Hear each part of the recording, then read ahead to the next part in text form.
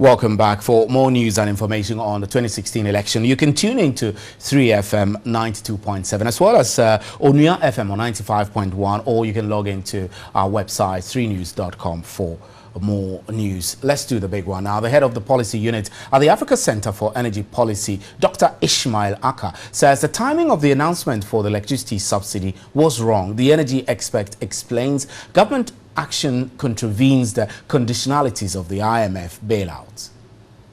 Dr. Ishmael Aka says the electricity subsidy announced by government does not have any economic basis. The new subsidy covers both domestic and commercial users.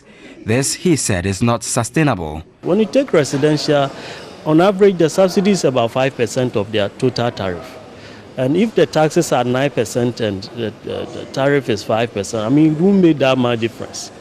When you take industry, on average, they pay the taxes on their tariff is about 21%, but the subsidy is just 3%. So again, it will make that much impact and it will bring additional cost to the government. The 2016 budget, there's nothing like this. So where is government going to get the money to fund this subsidy? So we believe that the timing is wrong. According to head of policy unit of ECG, government action has contravened the IMF conditionalities in the areas of no overspending and the pricing and subsidies. Because of previous experiences, they give you certain conditions.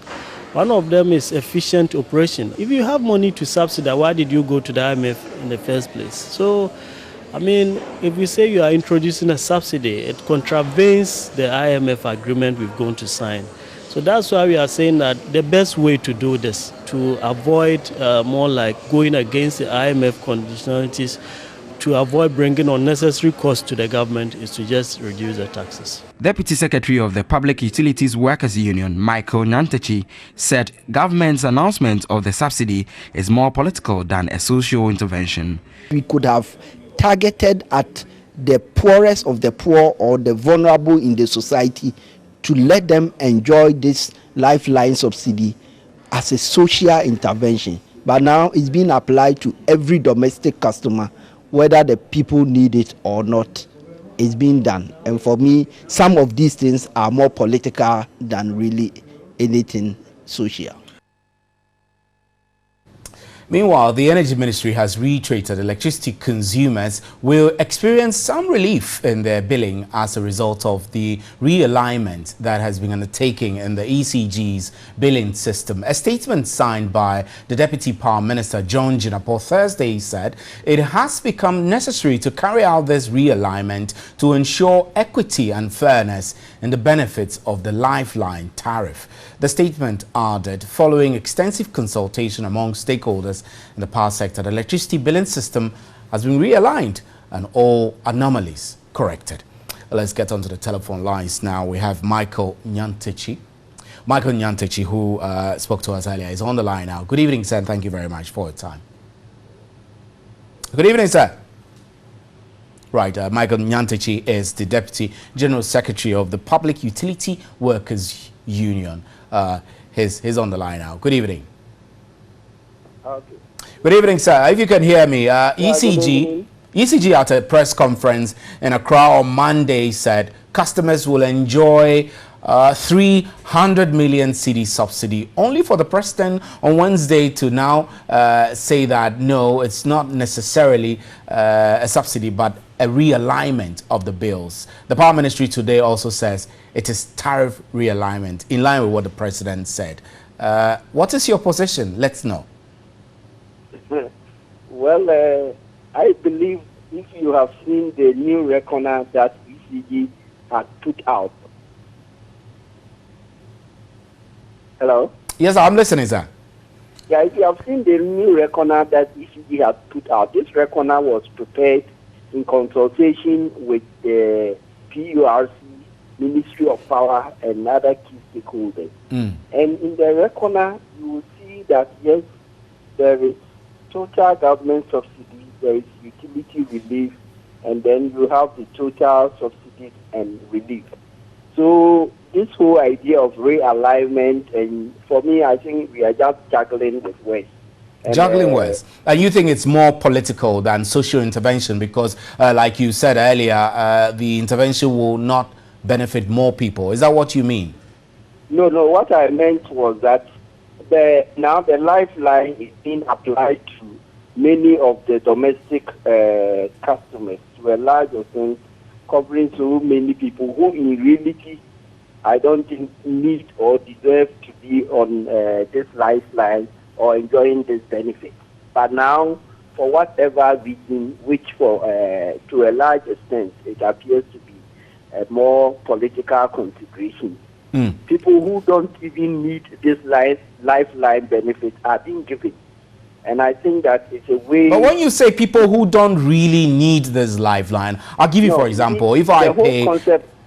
The whole concept of the lifeline is a social intervention targeted at the poorest of the poor or the vulnerable. So if you're not poorest of the poor, you don't deserve this subsidy. Some also argue actually that this means consumers over the years have been cheated for too long. So it's just a kind of payback time for you to give some of what you've ripped them off. Those who are on the lifeline, the amount involved if they consume for a whole month, you are talking about 17 cedis, 66 pesos.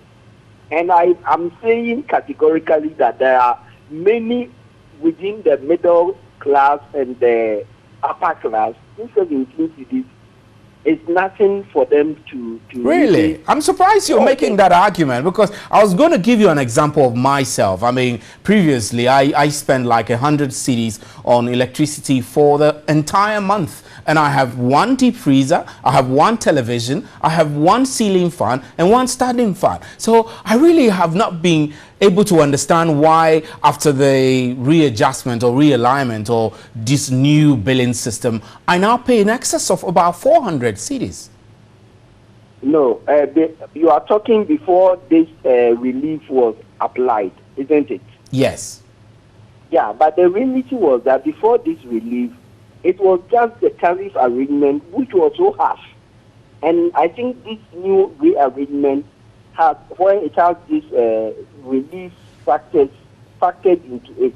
Because previously, if after consuming 1 unit after the lifeline, the difference that existed between the 17.66 and the next, which is 51 consumption, from 17.66, the next was up to 40 Ghana cedis.